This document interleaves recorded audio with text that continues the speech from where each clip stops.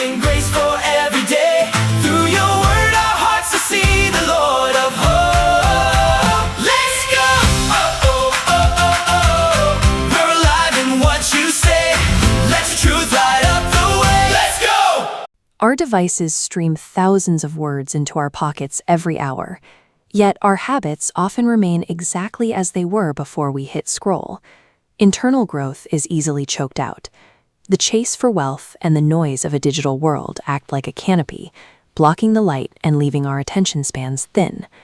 This soil test shifts focus from external inputs to the internal condition of our minds. A heart can be a hard path, closed to truth. It can be shallow, fading when screens go dark, or thorny, choked by a busy calendar. Growth is only possible once we accurately diagnose the specific condition of the ground we are standing on. In the 1st century, Jesus addressed this same problem from a boat on the Sea of Galilee. He used the water as a natural amphitheater, projecting his voice to crowds who understood the life and death stakes of a harvest. He began speaking in parables, from the Greek word parabolē, meaning to cast alongside.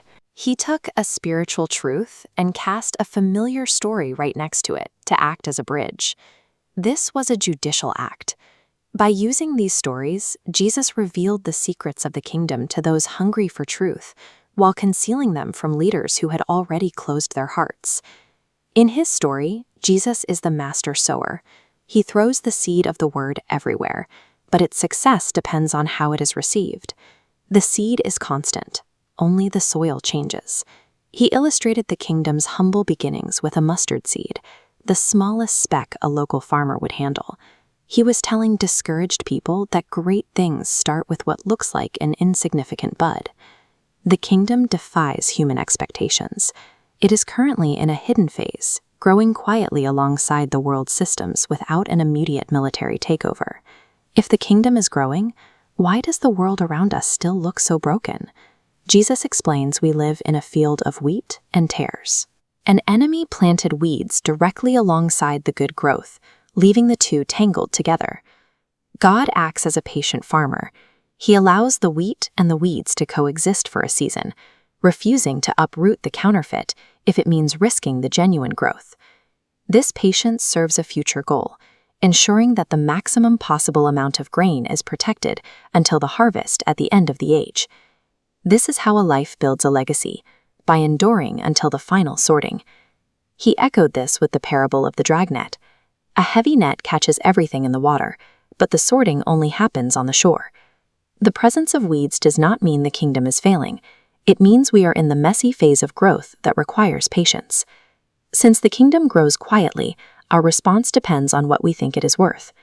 Jesus spoke of a hidden treasure and a pearl of great price.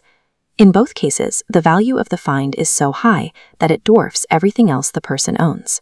Possessing this kingdom requires a joyful surrender of competing priorities. The trade isn't a sacrifice, it's an investment in something worth more than our screens and worldly wealth.